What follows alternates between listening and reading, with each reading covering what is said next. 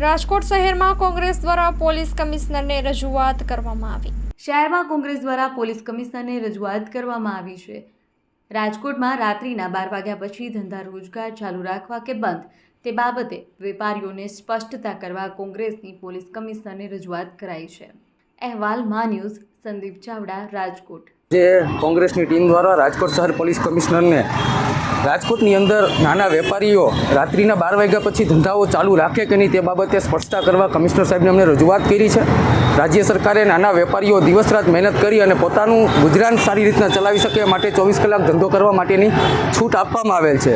એ જ વાત દોહરાવતા રાજ્યના પોલીસ વડા વિકાસ સહાય જ્યારે રાજકોટમાં આવેલા ત્યારે સ્પષ્ટતાપૂર્વક કીધેલું કે રાજ્યનો દરેક નાગરિક રાત્રિના હરીફરી શકે અને દરેક નાગરિક રાત્રિના ધંધો પોતાની સારી રીતના કરી શકે માટે પોલીસ તંત્ર સક્ષમ છે।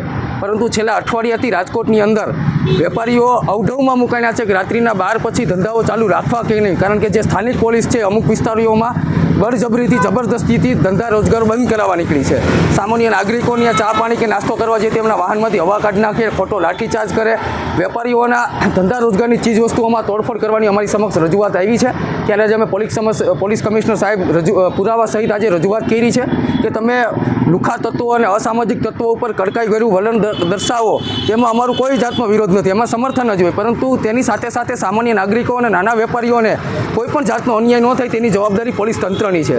અનેક જગ્યાએ પોલીસ રક્ષક જ ભક્ષક બનતી હોય તેવા અમારી પાસે પુરાવા આવ્યા છે કે રાત્રે દારૂના નશાની અંદર PCR વાહન ચાલકો દબંગાઈથી જે નાના હોટલના વેપારીઓ હોય છે તેમના દૂધમાં લીંબુ નાખી દેવા, એમની સગડીઓમાં પાણી નાખી દેવા, ગાંઠિયાની લારીઓ હોય તેમની ઉપર બોલેલા ચડાવી અને તોડફોડ કરવી અને સામાન્ય નાગરિકો સાથે ગેરવર્તણૂક કરવી તેવી અમારી સામે કિસ્સાઓ આવ્યા છે।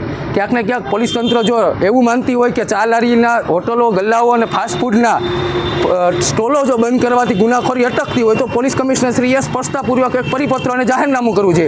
કોઈપણ પરિપત્ર અને સ્પષ્ટતાપૂર્વક જાહેરનામા વગર પોલીસ પોતાની રીતના મનસ્વીતા દાખી અને નાના વેપારીઓ સાથે ગોળ અને ખોળની નીતિ અપનાવતી હોય।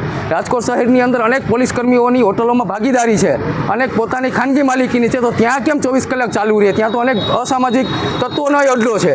તેમ છતાંય માત્ર ને માત્ર નાના વેપારીઓને આવી રીતના હેરાનગત કરતા હોય એ સમસ્યાને લઈને જ આજે અમે સાહેબને રજૂઆત કરવાના છે કે જે પણ નિયમ કરો એ તમામ રાજકોટના તમામ વેપારીઓ માટે સરખો કરો અને જે પણ નિર્ણય લ્યો એ રાજકોટ શહેરીજનો અને રાજકોટના વેપારીઓને વિશ્વાસમાં લઈને પરિપત્ર દ્વારા ઓફિશિયલ જે પણ કરો એ માટેની આજે રજૂઆત કરી છે।